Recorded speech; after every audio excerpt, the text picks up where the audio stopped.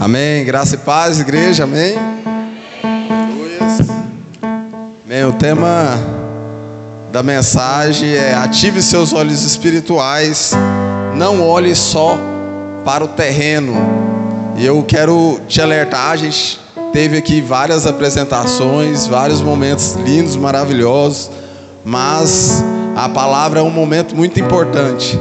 A palavra de Deus fala que o justo viverá pela fé. Quantos são justos aí?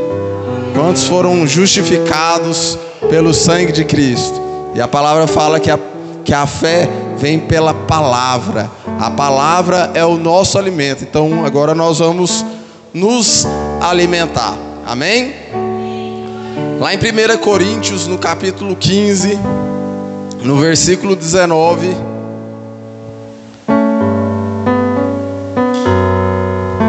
Obrigado, meu irmão. Paulo fala para aquela igreja de Corinto, uma igreja grande, que ficava numa cidade também grande, cosmopolita, tinha um porto, então vinha gente de todos os lados para aquele lugar, sofria influência de vários tipos de cultura, e aqueles irmãos lá estavam perdendo a bênção de Deus, e é nesse aspecto que eu quero tratar hoje aqui com vocês. A palavra fala: se é somente para essa vida que temos esperança em Cristo, somos os mais miseráveis. Agora a pastora Adriana apresentou o nosso colega ali, né? E é festa no céu, é alegria, porque quando nós não conhecemos a Cristo, de fato nós somos miseráveis, porque nós estamos perdendo uma coisa muito grande, nós estamos perdendo uma riqueza, nós estamos pobres de espírito, estamos perdendo muita coisa, porque nós não temos acesso às benfeitorias que Jesus conquistou ali na cruz do Calvário por nós. Mas aqui Paulo estava falando de outro aspecto. Vocês já viram aquelas pessoas que têm muito dinheiro, aquela pessoa que tem muita posse, e quando vai comprar alguma coisa, quando vai gastar com algo, ela fica com dó de gastar e sempre escolhe o pior, o mais ruim. Aí você fala assim: esse aí é miserável. Já viu isso? Esse é miserável. Tem um amigo nosso, o Cleito me apresentou, a gente foi lá na casa dele. Ele tem uma fazenda lá no perto de São Judas Tadeu. E o cara, dono daquela região ali, tudinho. E aí ele estava com câncer, ia fazer cirurgia de câncer na próstata. E aí a gente foi lá orar por ele. Cara muito rico. Quando eu cheguei lá, achei que ia encontrar um lugar legal. O cara sai descalço no meio do barro, morando num casebre todo sujo, todo estranho. O cara podia fazer a cirurgia lá no Orion, não tinha dinheiro. Tava esperando na fila do SUS, né? Aquela dificuldade, aquela coisa, o cara sofrendo, por quê? Miserável, podia estar aproveitando o que tinha, podia estar aproveitando do bom e do melhor, tendo o melhor tratamento do mundo, mas estava ali, segurando. E a pergunta que eu quero fazer hoje é: o quanto estamos sendo miseráveis? No aspecto de nós não entendemos a graça do Senhor Jesus Cristo, o poder maravilhoso de Jesus Cristo, e nós ficamos usufruindo só um pequeno pedaço da glória de Deus. A gente fica usufruindo só um pedacinho de nada ali, 3%, 2%. E aí Paulo diz para a igreja que se nós tivermos esperança só para essa vida, então de todos os homens somos mais miseráveis, até mesmo mais do que aqueles que não conhecem a Cristo, que não tem nada, porque você tem muito e você não gasta, porque você não tem a fé no Senhor Jesus Cristo.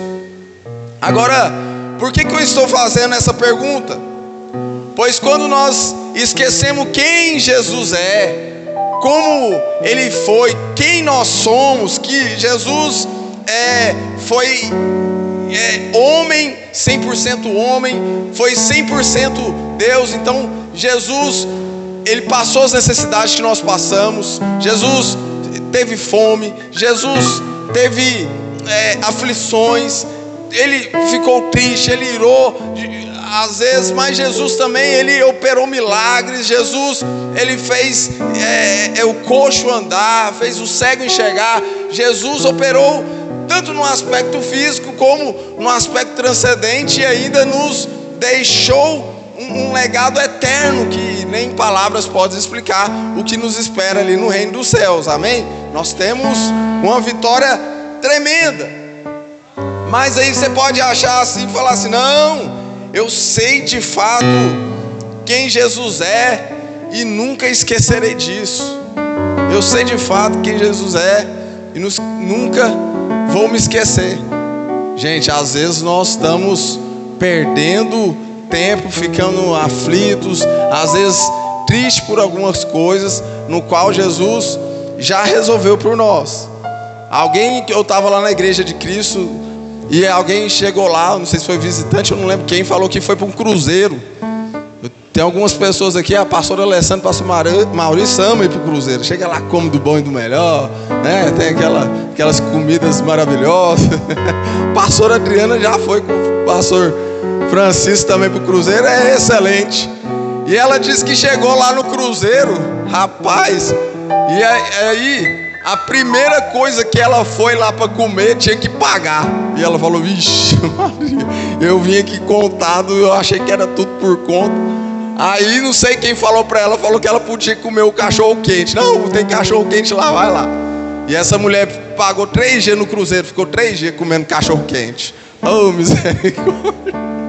Podia comer de tudo. Tem algumas coisas que são pagas, não sei, é isso. Tem algumas coisas que são mais, tem outras que não. A maioria não, você pode ir lá jantar, né, tal. Mas essa mulher ficou achando que era só o cachorro quente. 3 dias comendo cachorro quente. Muitas vezes nós estamos na nossa vida espiritual só comendo cachorro quente, podendo usufruir das bênçãos de Jesus Cristo. Então, tem certas situações de desespero, aflições, medo que nós passamos, muitas vezes pelo fato de não compreendermos isso, de não compreendermos de fato quem Jesus é. E para a gente entender isso, os discípulos de Jesus que andavam com Jesus, já pensou, nós aqui, nós temos a Bíblia como referência, nós conhecemos Jesus pelas histórias da Bíblia e pela revelação do Espírito Santo que vem até nós, mas os discípulos andavam com Jesus. Jesus ficou à beira do lago certa vez, uns 3 dias, falando sermão, ensinando os discípulos, as pessoas que iam lá ouvir. E certa vez Jesus fala assim: eu vou lá para o outro lado do lago. E aí, lá em Marcos, no capítulo 4, eu vou contar uma história, no versículo 35, que todos vocês já conhecem. Diz que Jesus entrou lá no barco, e aí ele foi para o outro lado do barco. Pensa numa história de terror. Se você imaginar essa história, é uma história assustadora. A gente encara esse barco. Olha que chuva, gente. Falando de chuva, nós vamos entrar nesse assunto agora. A gente encara a história do barco que Jesus estava dormindo, lembra? Jesus estava dormindo na polpa do barco. Aí vem uma chuvona igual essa aqui, o vento.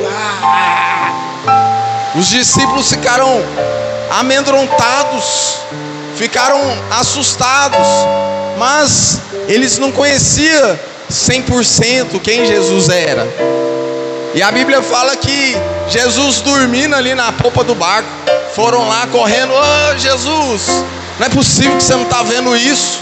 Não é possível que você não está vendo que o barco quase está aí na pique, a água entrando, o vento para todo lado, as ondas, o mar agitado, tudo querendo afundar. E Jesus, a Bíblia fala que Jesus acordou, levantou-se, né? Jesus estava na polpa, e as pessoas chegaram e falavam assim: mestre, não te importa que morremos? Então ele se levantou, repreendendo o vento, repreendendo as águas, falando: aquieta-se, acalma-se. E a palavra de Deus fala que o mar se acalmou, o vento se aquietou-se. E vocês acham que os discípulos ficaram tranquilos a partir daí? Quando aconteceu isso, quando o vento se aquietou, quando o mar se acalmou, a Bíblia fala que os discípulos ficaram mais amedrontados ainda, mais espantados ainda. Então perguntou, versículo 40, os discípulos: por que vocês ainda estão com tanto medo? Ainda não tem fé? Ou seja, Jesus já tinha acalmado a ventania, Jesus já tinha acalmado as águas, mas os discípulos estavam com medo. E Jesus pergunta: por que vocês estão com tanto medo ainda? Versículo 41, eles estavam, olha só, mais assustados com Jesus do que com os fenômenos da natureza. Eles estavam grandemente apavorados e perguntavam uns aos outros, olha só, vivendo com Jesus, ouvindo, comendo com Jesus, dormindo com Jesus, ficaram extremamente apavorados, perguntando uns aos outros: quem é este que até o vento e o mar lhe obedecem? Muitas vezes nós estamos igual os discípulos, sem saber o que Jesus faz, mas Jesus tem poder até sobre os fenômenos da natureza. Quem é esse que anda entre nós? Quem é esse que faz as coisas pararem? Quem é esse? É o nosso Deus. O nosso Deus, Ele tem poder sobre todas as coisas, sobre todas as situações, sobre todas as coisas que vêm até nós. E os discípulos achavam que pararam por aí. Primeiro, eles ficaram com medo da água e do vento e do barco entrar a pique. Segundo, ficaram com medo de novo, porque viram a grandeza do poder de Jesus em parar a tempestade, em acalmar o vento. E aí, eles chegaram lá do outro lado do barco.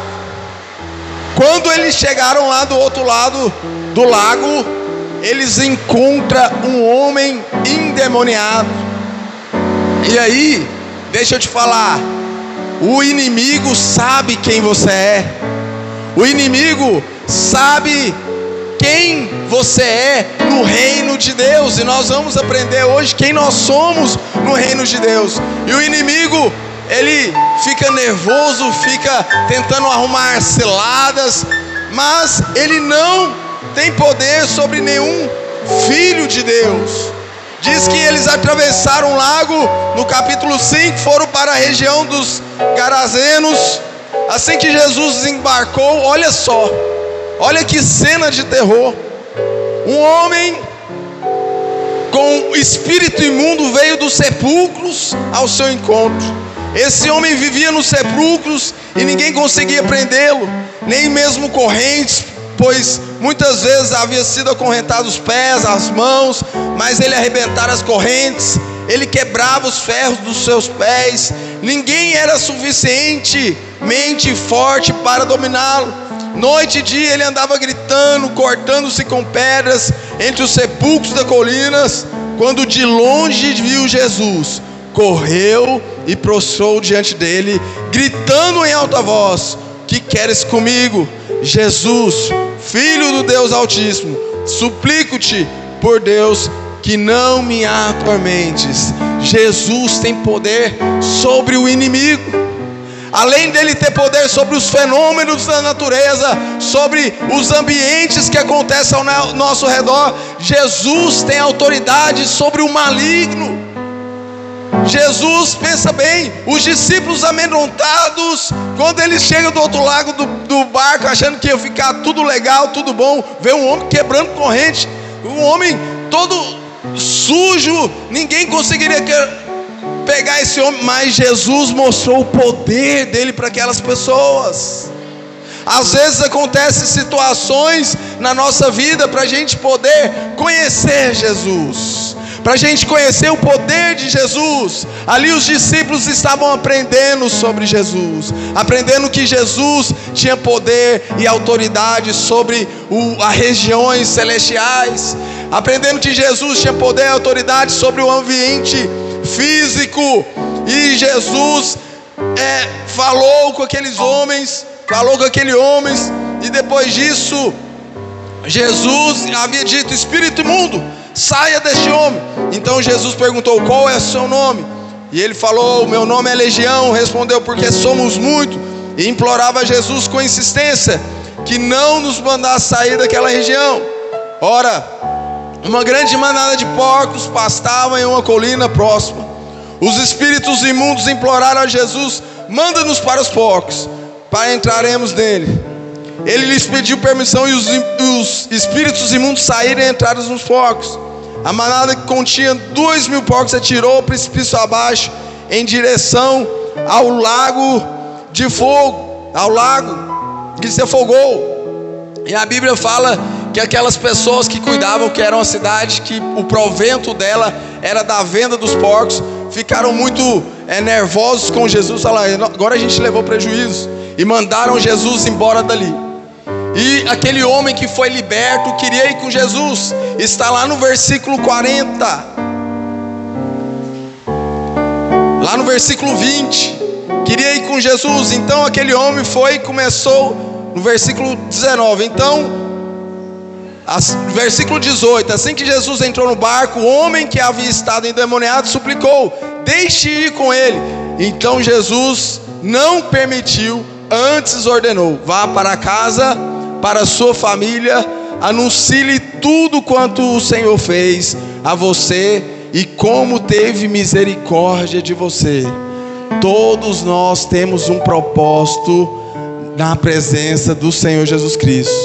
Todos nós temos, Deus tem um plano para cada um de nós. Não fique achando assim: eu sou mais um. Não é. Cada um de nós somos diferentes. Nós vamos entender aqui mais para frente. Mas por que o inimigo tem tanta raiva de nós? Tem tanta arma, tanta cilada? Porque a Bíblia fala que Cristo, em Gálatas 3, versículo 13, que Cristo nos resgatou da maldição da lei, para que as bênçãos de Abraão chegassem até nós, porque nós somos abençoados. Aquilo que ele não é, nós somos abençoados. Vira aí para o seu irmão e fala assim: você é uma bênção.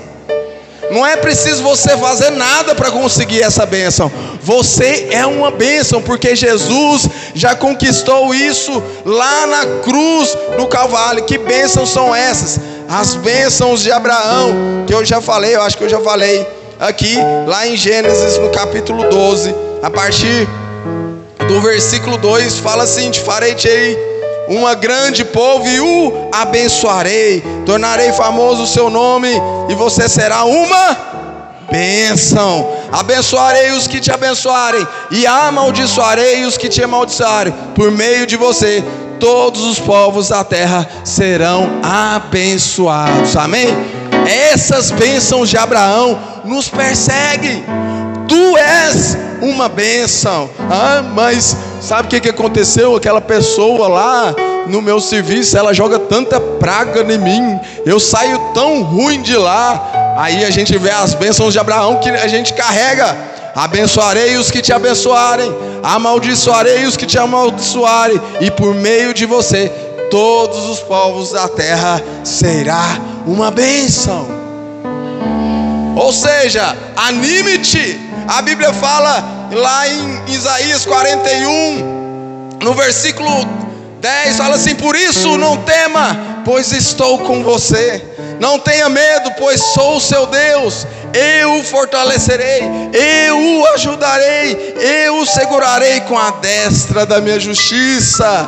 Josué, no capítulo 1, versículo 9, fala assim: não foi eu que te ordenei? Seja forte e corajoso, não se apavore, nem se desanime, pois o Senhor seu Deus estará com você por onde você andar. Você é uma bênção, você é abençoado do Senhor Jesus Cristo. Agora, para quem que essa palavra serve? Para quem que essa palavra surte efeito e tem resultado?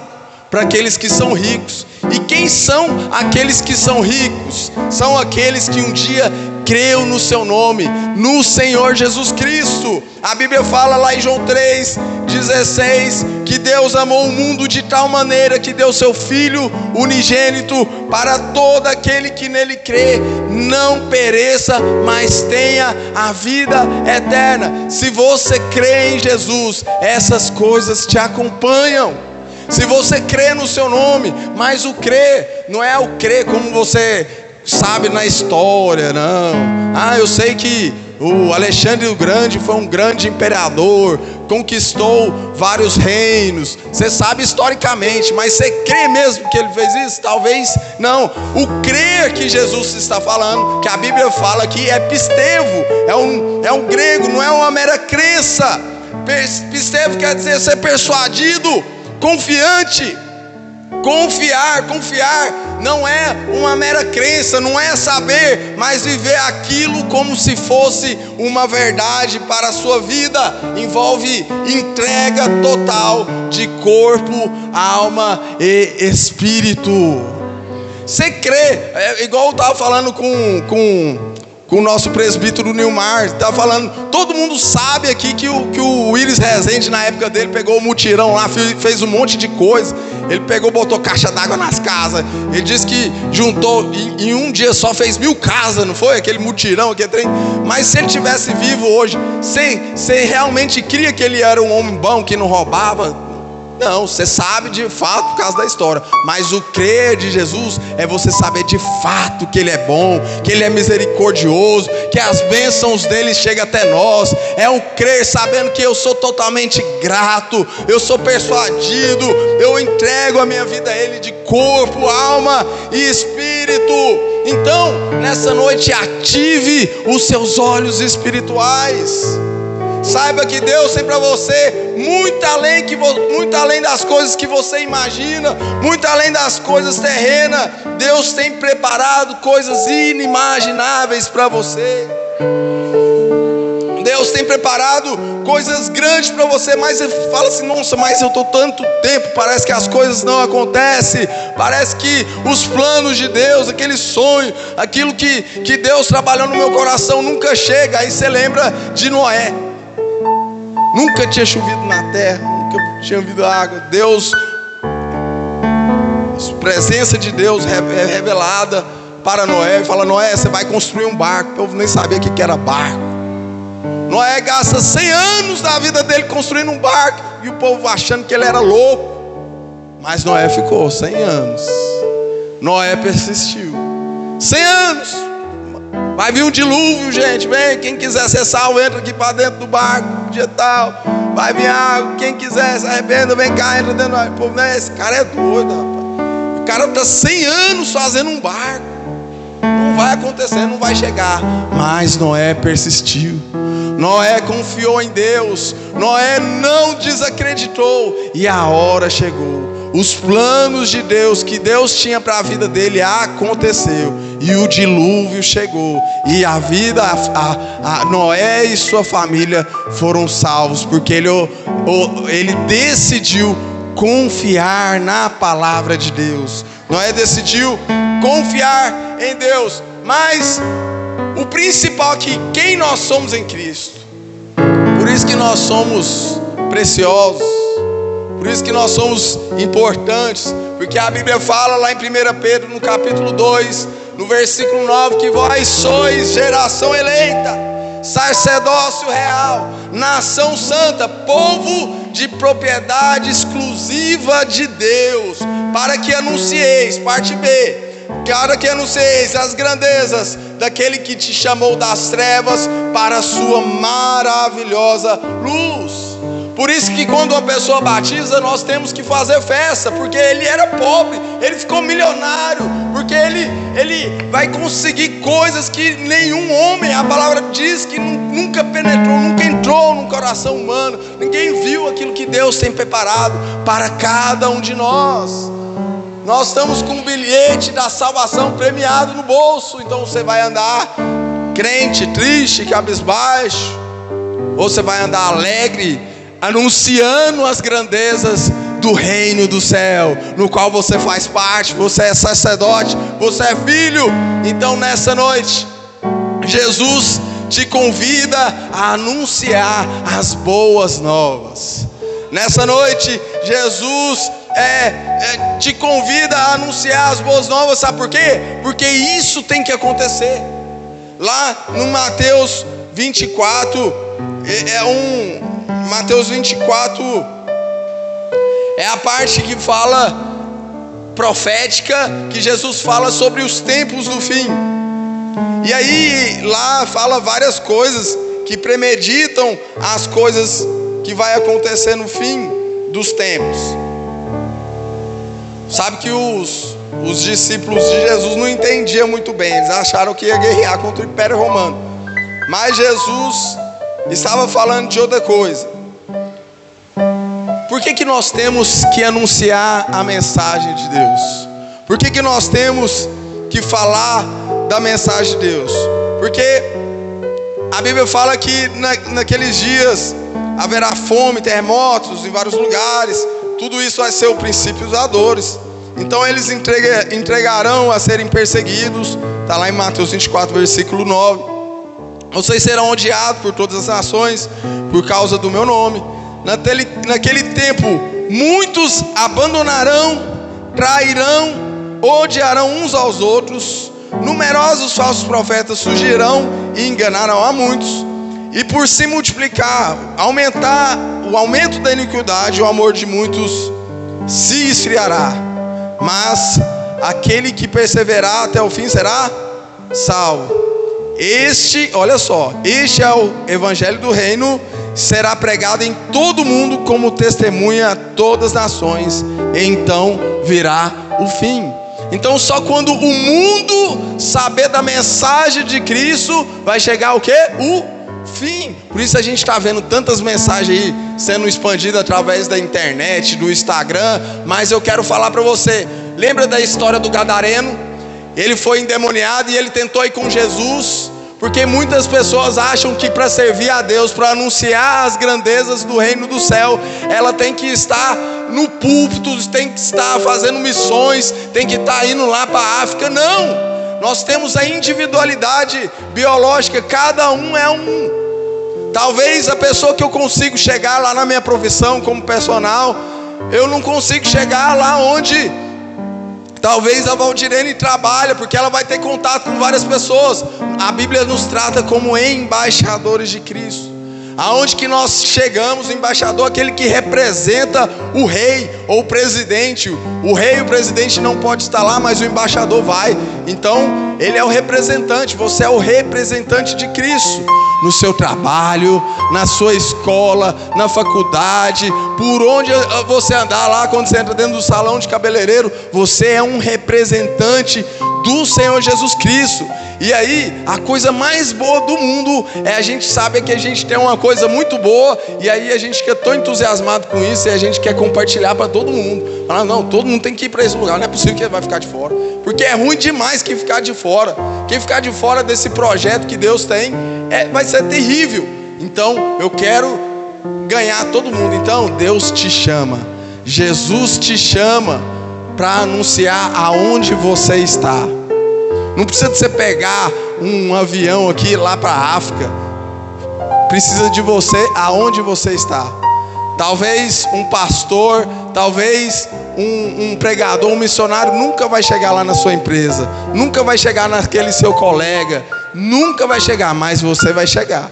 Você tem um poder para estar lá, e Jesus conta com cada um de vocês.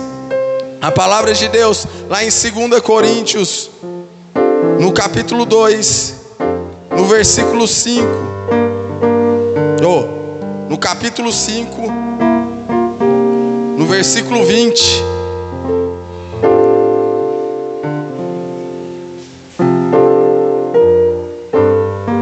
Fala, portanto, somos embaixadores de Cristo, e Deus faz o seu apelo por meio de nós, por amor a Cristo, e suplicamos, reconciliem com Deus, pois foi por nossa causa que Deus tratou como pecador aquele que não tinha pecado, para que nele nos tornássemos justiça de Deus. Ou seja, você é justo. No 17, 18, portanto, se alguém está em Cristo, é uma nova criação.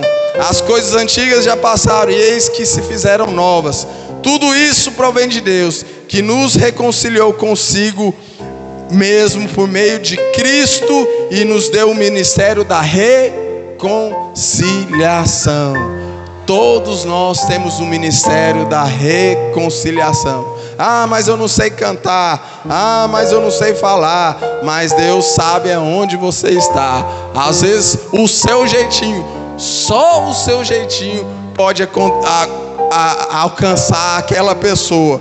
Então nessa noite, eu quero que você saiba, você tem que entender que você faz parte dos planos de Deus. Jesus conta contigo.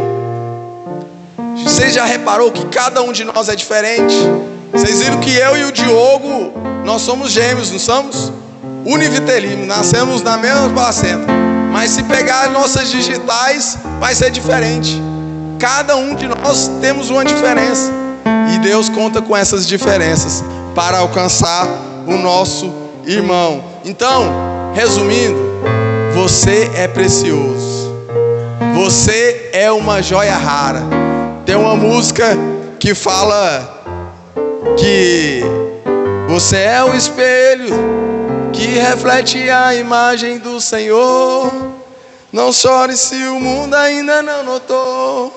Já é o bastante Deus reconhecer o seu valor. Você é precioso, mais raro que o ouro puro te ouvir. Se você desistiu, Deus não vai desistir. Ele está aqui pra te levantar. Se o mundo te fizer cair, você é precioso de Deus. Você é uma joia rara. Não existe ninguém igual a você. E nessa noite eu quero te pedir para ficar de pé. E a gente vai pedir a sabedoria de Deus, para que nós possamos compreender a vontade de Deus para nós, para que nós possamos usufruir do todo que Deus tem para nós. Assim como os discípulos aprendiam diante da caminhada com Jesus, no cotidiano da vida. Às vezes o cotidiano da vida te bota algumas coisas e você fica triste, fica desesperado. Mas às vezes essas coisas que te acontecem é para aprendizado.